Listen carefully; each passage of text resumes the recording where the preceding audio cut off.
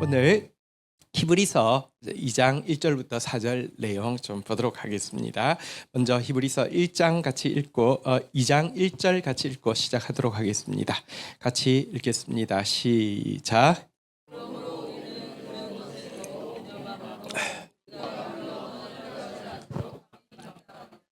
네, 히브리서는 예수 그리스도가 얼마나 크신 분이신지, 우월하신 분이신지, 우리의 왕 예수 그리스도가 얼마나 좋은 분이신지를 바로 알자는 내용이죠. 바로 알 때 그 엄청난 박해도 이겨낼 수 있을 뿐만 아니라 그 커 보이는 세상을 이길 수 있는 힘이 있잖아요. 그죠? 그래서 그런 내용인데 1장에서는 유대인들은 천사를 엄청 크게 여겼는데 예수 그리스도가 천사하고 얼마나 비교할 수 없이 크신 분인지 이야기를 하면서 지금은 천사를 통해서 주신 말씀, 다시 말하면 율법이 이제 모세에게 천사를 통해서 주어졌다 이렇게 구약이 돼 있는데요. 이것과 예수 그리스도께서 그 크신 예수 그리스도께서 직접 주신 말씀을 비교하면서 우리는 들은 것에 더욱 유념함으로 흘러 떠내려가지 않게 하도록 함이 마땅하다 이렇게 이야기하고 있습니다. 흘러 떠내려간다는 말은 선원이 예를 들면 부주의함으로 말미암아 배가 그냥 정박을 제대로 안 해놨다가 아침에 일어나 보니까 없어졌어요. 막 저 흘러 떠내려갔어요. 이런 상태를 이야기합니다. 혹은 반지를 이제 끼고 이제 결혼을 한 초에 반지를 끼고 나가서 해수욕장 가서 너무 신나게 놀다가 나 잡아라 하다가 보니까 반지가 없어졌어요. 그럼 집에 가면 엄청 혼나겠죠, 그죠? 그리고 이건 사실 큰일 날 일이잖아요, 그죠? 근데 이렇게 되지 않도록 우리가 예수님을 통해서 직접 받은 이 복음 절대로 놓아서는 안 된다 이렇게 지금 권면하고 있는 내용입니다. 골로새서 2장 6절 7절부터 보면요. 그러므로 너희가 그리스도 예수를 주로 받았으니 그 안에서 행하라 그렇게 하면서 우리가 예수님의 복음을 받았습니다. 그리고 예수님을 주인으로 모셨습니다. 그러면 그 안에서 행한다는 게 행해야 되는데 행하는 게 무엇이냐? 7절에 보니까 네 가지로 이야기하는데요. 그 안에 한번 따라하겠습니다. 뿌리를 박으며 세움을 받아 제가 그냥 읽을게요. 교훈을 받은 대로 한번 따라하겠습니다. 믿음에 굳게 서서 감사함을 넘치게 하라. 주님 안에서 복음 안에서 행하는 것을 네 가지로 설명하고 있는데요. 첫 번째는 뿌리를 박으라라고 이야기하는데 이것은 기초 공사를 하라는 것입니다. 예수 믿었다고 별로 변화되는 거 없습니다. 처음에 드러나는 변화 없을 수 있습니다. 왜냐고 하면 이 집은 영원한 집이기 때문에 기초 공사를 튼튼히 해야 됩니다. 기초 공사할 때는 위에 아무것도 보이지 않습니다. 그리고 기초 공사하는 게 제일 힘이 많이 듭니다. 비용도 많이 듭니다. 근데 여러분 이 복음의 집은 영원토록 우리가 거할 것이기 때문에 다시 한번 따르겠습니다. 뿌리를 박으며 말씀 앞에서 계속 분쇄되십시오. 말씀 앞에서 계속 자아를 깨트리십시오. 말씀 앞에서 계속 우십시오. 그게 뿌리 박는 겁니다. 그게 여러분 흘러 떠내려가지 않게 하는 방법입니다. 그 다음에는요, 한번 따라하겠습니다. 세움을 받아. 세움을 받는다는 것은요, 이제 그 뼈대를 올린다는 것이죠. 이제 골조를 막 올린다는 것이죠. 여러분들 이렇게 기초공사한 것으로 끝나면은 사실은 너무 중요하지만 아무것도 아닙니다. 반드시 세움을 받아야 되는데요. 그래서 이제 이렇게 지식도 자라가고요. 이렇게 이제 어쨌든 쭉 자라가야 되는데요. 근데 이 세움을 받을 때 교훈을 받은 대로 한번 따라했습니다. 믿음에 굳게 서서 우리 요즘 뭐 이렇게 순살 내가 아파트 이름을 잘 몰라서 순살자이군요. 예. 그러니까 보세요. 이렇게 그 철근을 올리는데 안에다가요. 이게 그 굳게 하는 콘크리트를요 막 적게 쓰면요. 이거 뭐 그래서 순살자이가 되잖아요. 그죠? 우리가 하나님의 말씀을 배우면 이렇게 마치 그건 철근을 올리는 것과 같습니다. 근데요. 자꾸 교훈을 자세히 받아야 됩니다. 여러분 지금 여기 부실한 거는요. 우리 나이 들어서 골다공증 되는 것보다 여러분의 믿음의 집이 부실한 것은 더 큰 일입니다. 진짜 교훈을 자꾸 받아야 되고요. 이 굳게 여기 진짜 튼튼하게 진짜 내진 지진이 와도 견딜 수 있는 내진 재료로 믿음을 굳게 세워가야 합니다. 그리고 나서는요. 여러분들 건물의 마무리는 무엇입니까? 인테리어잖아요, 그죠? 아웃테리어가 아니고 이제 요 골조를 해놔도 거기는 아무도 못 살잖아요, 그죠? 마지막 인테리어가 무엇이냐고 하면요, 한번 따라하겠습니다. 감사함을 넘치게 하라. 내가 정말 흘러 떠내려가지 않게 이 복음을 가지고 있는 증거가 뭔지 아십니까? 저 사람의 신앙이 어느 정도 수준인지를 측정할 수 있는 기준이 뭔지 아십니까? 내 신앙이 어디까지 왔는지 내 스스로 점검해 볼 수 있는 가장 확실한 척도가 뭔지 아십니까? 어떤 상황을 만나도 감사가 넘치는 사람이 있는가 하면요, 조금만 어려워도 감사가 사라지는 사람이 있습니다. 이게 차이입니다. 또 이 정도까지는 감사하는데 그 이상의 어려움이 오면요, 감사가 사라지는 사람이 있는가 하면 너무 감사하니까 그런 일이 있는지도 몰랐는데 사실은 나보다 훨씬 더 큰 어려움이 있어도요, 감사하는 사람도 있습니다. 그게 진짜 예수에게, 가장 위대하신 예수에게 구원의 복음을 받은 사람이 그 안에서 행하는 모습입니다. 이 네 가지 기초공사하고요, 그 철근 올리고요, 그다음에 콘크리트 엄청나게 붓고요, 그리고 나서는 정말 아름답게 인테리어 하는데요, 여러분의 인테리어가 여러분의 얼굴빛입니다. 사람 얼굴만 봐도요, 진짜 기쁨이 있고요, 말만 해도요, 감사가 있고요, 언제나 이런 사람, 이게 진짜 여러분들 믿음에 굳게 선 사람이고 이 복음을 굳게 붙잡고 있는 사람입니다. 그런 사람 되기를 주의 이름으로 축원드립니다. 자, 그러면서 2절 한번 볼까요? 오늘 본문 2절로 가보겠습니다. 같이 읽겠습니다. 시작. 천사들을 통하여 하신 말씀이 견고하게 되어 모든 범죄함과 순종하지 아니함이 공정한 보응을 받았거든. 모세에게 율법, 구약의 율법을 주시고 천사의 손을 통하여서 주셨다고 했는데요, 이 말씀도 얼마나 귀하든지 그 말씀이 하나도 빠짐없이 그대로 이루어졌습니다. 그 말씀에 반하는 범죄에 대해서, 불순종에 대해서요, 그 말씀에 기록된 대로 공정한 보응을 받았다, 이렇게 이야기하고 있습니다. 이걸 가장 잘 보여주는 것이 이스라엘의 역사죠. 여러분, 포로 잡혀갔던 위인 중에서 진짜 정말 가장 위대한 사람이면서 또 이스라엘 민족의 미래에 대해서 가장 자세히 예언했던 다니엘서에 보면요, 다니엘이 금식하고 기도하다가 하나님의 뜻을 깨닫고 나서 기도하다가 하나님 앞에 뭐라고 고백합니까? 다니엘서 9장 11절부터 보면요, 보십시오. 온 이스라엘이 주의 율법을 범하고 치우쳐가서 주의 목소리를 듣지 아니하였으므로, 그러니까 불순종하고요, 그다음에 정말 이제 불순종하고 그리고 이제 범죄하고요, 이 저주가 우리에게 내리되 곧 하나님의 종 모세의 율법에 기록된 맹세대로, 그러니까 공정한 보응대로 되었습니다. 이는 우리가 주께 범죄하였나이다라고 하면서 12절에 보니까 좀 더 자세히 고백하죠. 같이 읽겠습니다. 시작. 주께서 큰 재앙을 우리에게 내리사 우리와 및 우리를 재판하던 재판관들을 쳐서 하신 말씀을 이루셨사오니 온 천하에 예루살렘에 일어난 일 같은 것이 없나이다.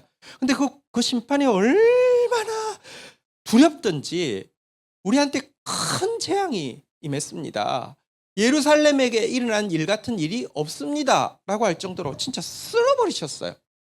근데 인간이 얼마나 무섭습니까? 인간의, 여러분, 이 악한 고집이 얼마나 셉니까? 느부갓네살에서 예루살렘이 쓸어버렸는데도요, 신약시대가 되니까요, 또 범죄하다가 타이투스 장군에 의해서 또 예루살렘이 쓸어버린 바 되었는데요, 그래도 잘 안 없어지는 게 인간의 본성입니다.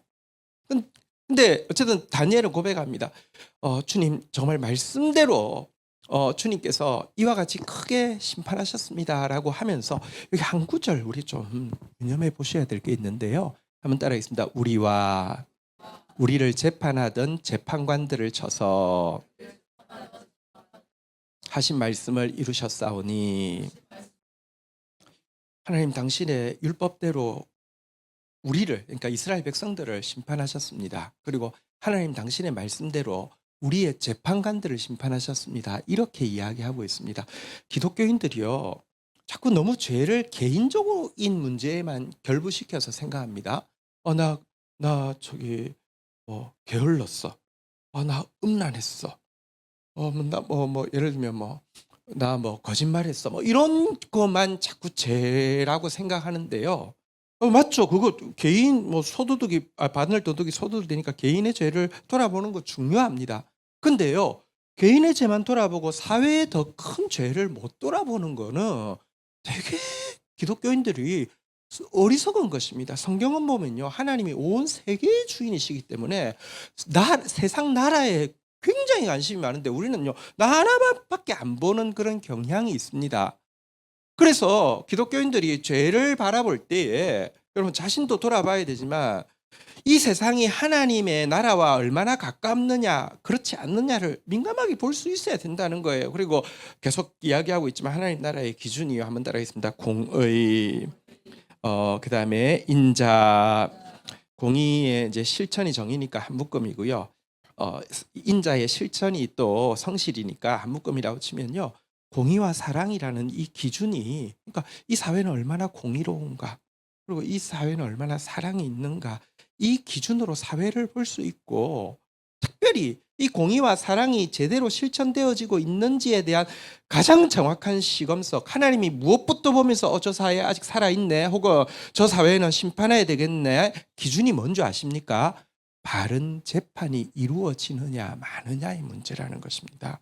왜냐하면 재판은 인간이 인간을 어떻게 재판해요? 근데 하나님께서 인간이 인간을 재판할 수 있도록 허용해 주셨어요. 그거는 하나님의 고유한 역할을 맡기신 것이기 때문에 이 재판이 잘못되어지는 것에 대해서는 하나님이 가장 민감하게 진노하시는 문제이고요. 사회가 건강한지 건강하지 않은지는 이 재판의 문제와 직결되어 있습니다. 그래서 기독교인이 내 죄를 돌아보는 거 중요하지만 사회를 바라보고 특별히 여러분 바른 재판이 이루어지는 나라가 되어지도록 감시하고 기도하는 것 너무 중요합니다. 다니엘이 지금 하나님이 우리가 범죄함으로 말미암아 우리에게 큰 말씀대로 큰 재앙을 이루셔서 천하에 우리 같은 고통을 당한 사람이 없습니다라고 고백하지 않고 우리를 재판하던 재판관들에 대해서 하나님 이 일을 하셨다고 하면서 특별히 한 직분 심지어 왕도 아니고요. 재판관을 지목하고 있는 거 보십시오. 사실은 그러니까 크리스찬 법관 중에서 정말 훌륭하게 그 어려운 시절에도 진짜 공의의 기준대로 이렇게 재판하고 했던 좋은 법관들의 이야기도 있습니다. 우리나라에도 그런 분이 계셨고요. 그래서 이제 그분 그 책을 읽으면서 와, 이런 분들이 이 땅에 계셨기 때문에 그 엄혹하던 시절에도 소망이 있었구나 이런 생각을 하게 됐던 기억이 있습니다. 어쨌거나 여러분 보십시오. 구약의 율법을 어긴 것에 대해서도요. 가장 정확하게 두려울 정도로 심판이 임했다고 하는데 그렇다고 하면 3절 한번 볼까요? 같이 한번 오늘 본문 3절로 가보도록 하겠습니다. 같이 읽도록 하겠습니다. 시작. 우리가 이같이 큰 구원을 등한히 여기면 어찌 그 보응을 피하리요? 이 구원은 처음에 주로 말씀하신 바요. 들은 자들이 우리에게 확정한 바. 그렇다고 하면 이같이 큰 구원, 예수 그리스도로 말미암아 주어진 말씀, 그 말씀으로 이루어질 진짜 광범위하고 전 영역에 이르는 이 구원을 우리가 등한히 여긴다고 하면 어떻게 우리가 이 두려운 심판을 보응을 피할 수 있겠느냐라고 경고하고 있습니다. 정말 여러분 이 말씀 꼭 기억해야 합니다. 우리는 너무 귀한 말씀을 가지고 있습니다.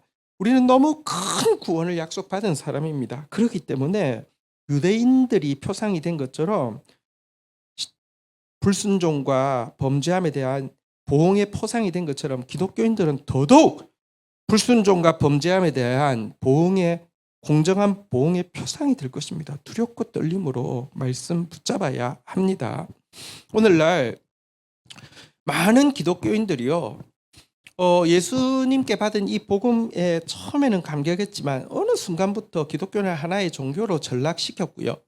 예수님을 주로 모시는 게 아니라 예수님은 그냥 간판으로 내세울 뿐 여러분 여전히 주는 나이가 되어 있고 우상 숭배가 되어 있는 정말 종교 의식으로서의 기독교인들이 너무 많습니다. 그래서 기독교인들이 들어가서 사회가 밝아지는 것이 아니라, 기독교인들이 들어가서 재판이 바르게 되는 것이 아니라, 기독교인들이 들어가서 공의와 정의가 좀 더 많아지고 인자와 성실이 많아지는 게 아니라 도리어 왜곡되어지고, 이렇게 조금 이따가 좀 다루겠지만 어쨌든 맹신과 광신의 광기가 흐르는 경우가 더 많습니다. 무서운 심판이 있을 것입니다. 여러분, 마지막 때에 대환란의 때가 있을 것이라고 예언되어 있고요. 그 대환란의 때에 기독교인들이 온 세계의 미움을 받을 것이다, 그렇게 되어 있는데, 이것은요 양면적인 것이 있습니다.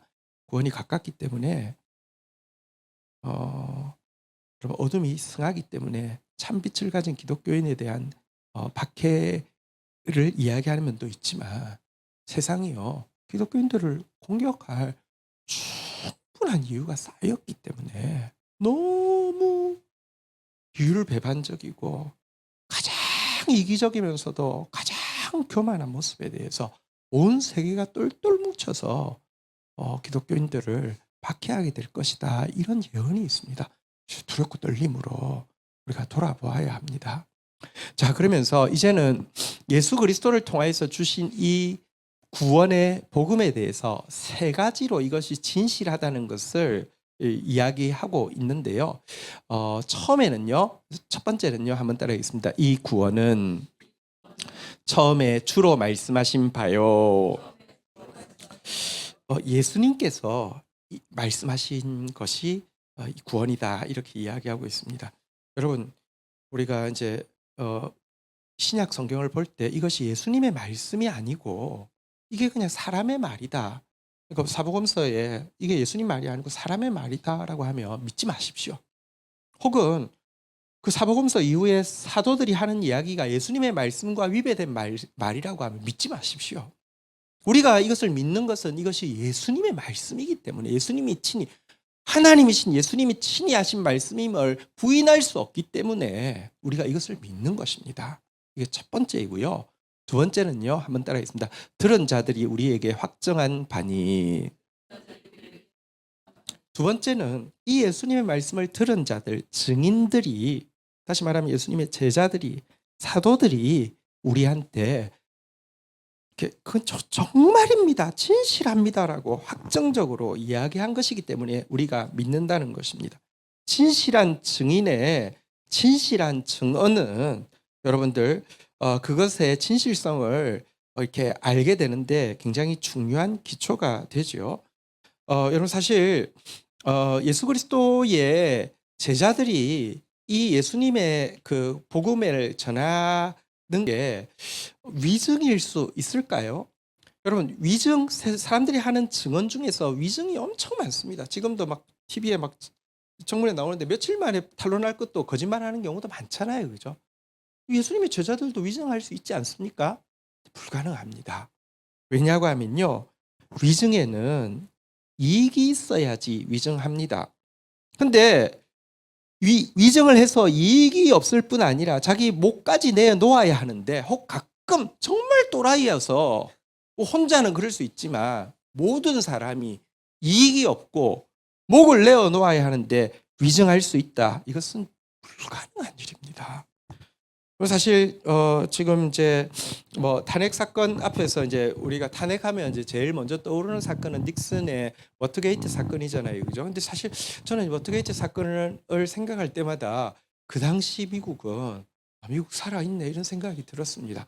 여러분, 사실 그 닉슨이요, 그때 이제 공화당 대선 후보였고 대통령이었고 이제 재선을 위한 대선 후보였잖아요, 그죠? 근데 워터게이트라는 건물에 민주당 그 선거 사무실이 있었는데 거기 좀도둑이 들었어요. 그럼 그냥 좀도둑이 들었나 보다 했는데 잡혔는데, 그 주머니 속에서 그 뭐랄까요, 이 백악관 직원 이름이 나온 거예요. 그래서 이건 뭐 윗선하고 연관이 있는 거 아닌가, 무슨 자료를 빼내기 위해서, 선거에 관련된 자료를 빼내기 위한 것 아닌가, 설랑설레하는 중에 선거는 치러졌고 닉슨은 유례없는 압승으로 재선에 성공했습니다. 그리고 재선하고 나서 곧 월남전을 종식시킴으로 말미암아 완전 최절정의 인기에 닉슨이 있었습니다. 그런데 그 선거 전에 있었던 워터게이트 사건의 그 이름이 백악관 직원 이름 있었던 것을 한 기자가 막 집요하게 파고 들어가는 가운데 정말 대통령이 연관돼 있다는 확신을 가지게 되었고, 이것 때문에 이제 그 뭐랄까요, 청문회가 열리기 시작했고요. 그러자 대통령실에 있는 보좌관들이, 근데 이 보좌관들이 10명이 다 법조인들 출신이었습니다. 그래서 이제 이 사람들이 입을 맞춘 것이죠.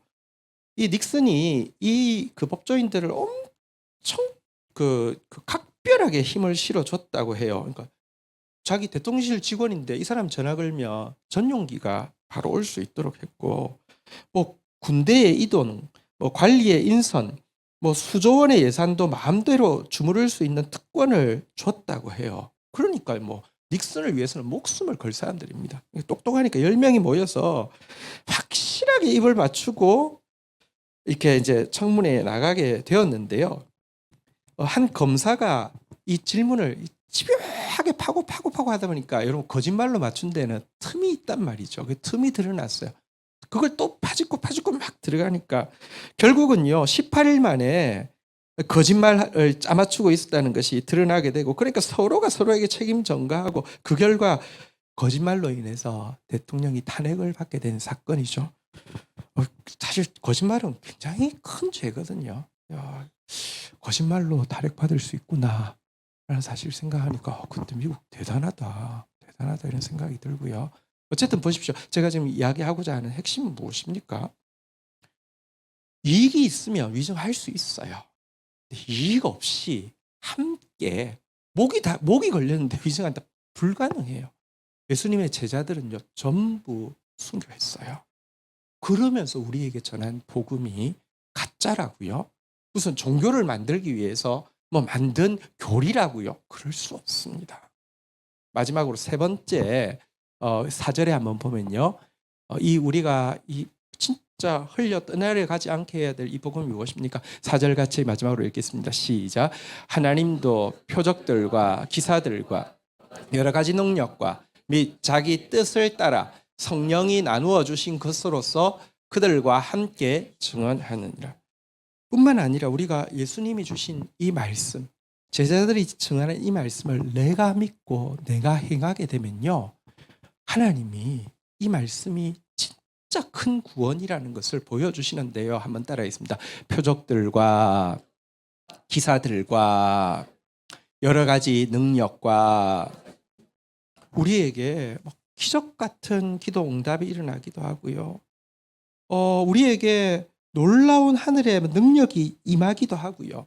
이런 식으로 이게 진짜 그냥 이론이 아니라 실제구나를 알게 하고요. 뿐만 아니라 한번 따라하겠습니다. 자기 뜻을 따라 성령이 나누어 주신 것으로서 외적으로 막 진짜 능력이 나타나고 기적이 나타나고 응답이 이루어지는 것뿐 아니라 내 안에서 성령이 사실 하시는 일은 말씀이 말씀되게 하시는 영이고요. 내 안에서 나를 하나님의 사람이 되게 해서 정말 예수님께서 사역을 시작할 때 일성이 주의 성령이 내게 임하였으니 이는 가난한 자에게 아름다운 소식을 전하게 하려 하심이라. 나를 보내사 이렇게 그 매인 자에게 자유를, 갇힌 자에게 노임을 이것 하게 하신다라고 했는데 성령이 임하여서 우리가 변화되어져서 진짜 하나님의 사람으로서 사랑의 사람, 공의의 사람으로 바뀌게 된 것, 이 세 가지를 볼 때 이 복음은 정말 큰 구원이고, 이 복음만이 나뿐 아니라 온 세계를 구원할 수 있는 유일한 해답이니 이거 절대로 흘려 떠내려가게 놓지 말라고 이야기하고 있는 것입니다. 그런데 우리가 좀 기억해야 될 것이 있는데요.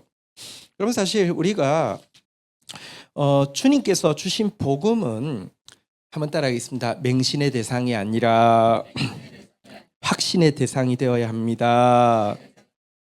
여러분, 복음을 믿는다고 하는데 맹신하는 사람이 있고 확신하는 사람이 있습니다. 맹신하는 사람은 어떤 사람이냐고 하면 덮어놓고 믿고 열심히 믿는 사람을 맹신이라고 합니다. 확신이라 열어놓고 믿고 제대로 알고 믿는 것을 확신이라고 합니다. 근데요, 이상하게 사람들은요 그냥 생각 안 하는 걸 좋아해요. 죄의 특징이 뭐냐고 생각하기 싫어하는 거거든요.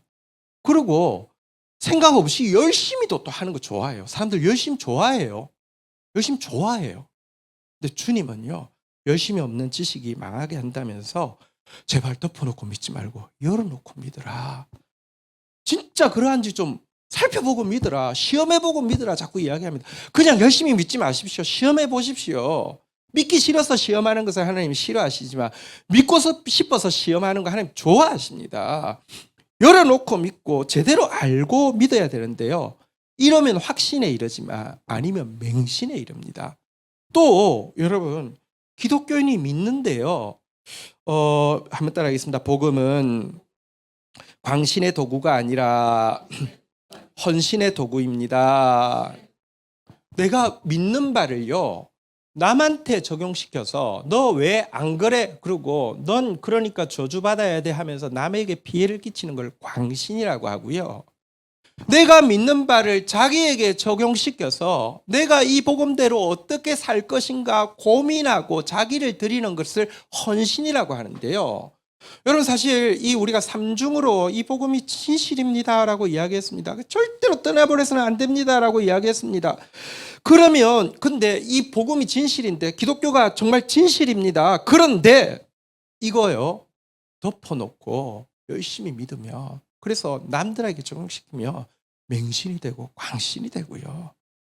열어서 제대로 알고 나에게 적용시키면 확신이 되고 헌신이 되는 것입니다. 사실 지금 오늘날 우리 사회를 보면 서구 기독교가 저래서 망했구나를 진짜 안 보려고 해도 안 볼 수가 없습니다. 서구 사회는요, 기독교가 1000년을 넘게 다스린 곳이면 지금 기독교인들 거의 없습니다. 왜 그랬냐고 하면요, 여러분, 기독교 그 지도자들이 보인 이 맹신과 광신이 얼마나 광기적이었는지가 그들이 너무너무 지긋지긋하게 겪었기 때문에 그렇습니다. 특별히 거짓 종교 지도자도 문제지만 이것에 의해서 사로잡힌 정치 지도자와 종교 지도자가 같이 붙으면요, 그것은 정말 지옥이 이런 것이구나를 보여준 게 서구 역사입니다. 서구 사회에서요, 가장 악명 높은 폭군을 2명 뽑으라고 하면 거의 항상 뽑히는 폭군이 메리 1세하고 이반 4세인데요. 그럼 두 사람 다 공통점이 있습니다. 이 두 사람은 정말 기도와 예배에 목숨을 걸었던 인물이라는 것입니다. 메리 여왕은요, 인생의 대부분을 기도로 보낸 사람입니다. 이런 말도 했습니다. 내가 예배를 못 드리느니 단두대를 선택하겠다, 이런 이야기를 할 정도로 예배를 열심히 드렸습니다. 이반 4세도요, 새벽 4시부터 3시간을 정해놓고 땅에 이마를 대고 개인 성당에서 기도하고 나서 그 다음에 개인을 위해서 예비되어진 개인 기도 마치고 나면 이제 사제들을 불러가지고 미사를 드리고 하루를 시작했습니다. 대단한 신앙이죠. 엄청나죠. 그런데요, 이들의 믿음은 맹신이었고 광신이었습니다. 메리 1세가 즉위하면서 그런즉 이 일에 대하여 우리가 무슨 말을 하리요? 만일 하나님이 우리를 위하시면 누가 우리를 대적하리요? 이렇게 읽고 선언했습니다. 무슨 말이냐고 하면요, 나를 대적하는 사람은 하나님을 대적하는 사람이다라는 선언입니다. 메리는 자기가 영국을 가톨릭으로 되돌리는 게 하나님의 사명이고 이 일을 위하여서 자기를 마리아와 같이 쓰신다라는 확신이 있었습니다. 당시 캐톨릭 국가였던 스페인의 미남 황태자 필리페라는 황태자가 있었는데 첫눈에 반해가지고 저 사람은 요셉이고 나는 마리아. 그래서 우리가 결혼해서 아이를 낳아서 영국이 완전히 캐톨릭으로 돌아오는 거, 이 하나님 뜻이라고 했는데, 필리페는 이 메리가, 여러분 초상화를 보시면 좀 박색이에요. 그래서 좀 마음이 전혀 없었던 것 같아요. 그런데 막 진짜 목을 메고 이 사람은 요셉, 나는 마리아. 그리고 임신이 됐다고 이렇게 막 선포를 했는데요, 20개월 동안 아이가 안 태어났어요. 상상 임신인데 이거 임신 아니라고 이야기하는 사람 다 죽이니까 모두 다 아무 말도 안 하고 거룩한 성령의 잉태는 좀 오래 가는구나, 이렇게 이런 일을 했어요. 그리고 자기한테 반대하는 사람은 산채로 막 화형을 시켰습니다. 그래서 그 메리의 별명이 블러디 메리인데요. 여러분 저 칵테일에 블러디 메리라는 게 있습니다. 빨간 거. 그러니까 어쨌든 피를 하도 많이 흘려서 어떻게 그렇게 기도하고 그럴 수 있을까? 있다니까요. 그럼 기독교인 만큼 맹신과 광신에 빠지기 쉬운 종교가 없습니다. 일반 사세도 마찬가지입니다. 여러분, 자기는 그 예루살렘을 이렇게 제2의 예루살렘을 세울 다윗이라고, 하나님이 선택한 다윗이라고 확신을 했습니다. 그래가지고요, 여러분, 그 러시아 사진 보면 제일 많이 나오는 그 건축물 있잖아요, 그죠? 그 바실리 성당이라는 이 성당이 1600년대에 지어졌는데요, 진짜 아름답거든요. 제2의 예루살렘을 만든다고 이반 사세가 지은 건물입니다. 그런데 이런 하나님의 기름 부음 받은 자기에게 반대하는 인간은 이건 정말 사탄이기 때문에 가장 잔혹한 방법을 다 동원해서 고문해서 죽였는데요. 그래서 그는 하루의 절반은 기도와 예배에 사용하고 나머지 절반은 고문 방법을 연구하는데 자기 인생을 쓴 사람입니다. 그래서 나중에 자기 며느리가 뭐 마음에 안 든다고 발로 차가지고 임신을 했는데 황손이 이제 유산이 되었어요. 그래서 아들이 아버지한테 이러지 마세요 했다고 쇠 막대기를 가지고 아들 머리를 쳐서 죽여버렸죠. 그래가지고 이제 왕실이 끊어지게 되었죠. 근데 보십시오. 이 사람들이 하나님의 이름으로 이런 맹신과 광신을 했으니 그 시대를 살아냈던 사람들이 기독교에 대해서 어떻게 생각하겠습니까? 근데 오늘날 여러분, 우리 사회 지도층에 기독교인들 되게 많은데요, 진짜 기독교인 아닙니다. 정말 무시무시한 맹신과 광신의 사람들이 되게 많습니다. 우리 오늘 이 말씀 앞에서 우리가 받은 복음이 얼마나 귀한 것인지 진짜 기초공사 잘하고요, 뼈대 잘 올리고요, 튼튼하게 건축 세우고 아름답게 감사로 아우테리어 해가지고요, 인테리어 해가지고요, 정말 사람들에게 복음의 영광을 나타내는 사람이 되기를 원하고, 이 복음을 정말 확실한 이 복음을 지키되 맹신과 광신이 아니라 어떻게 지켜야 된다고요? 한번 따라하겠습니다. 확신, 헌신, 이 복음을 지켜나가는 저와 여러분들이 되기를 축복합니다. 자리에서 일어서시겠습니다. 우리 같이 한번 찬양하며 나가겠습니다.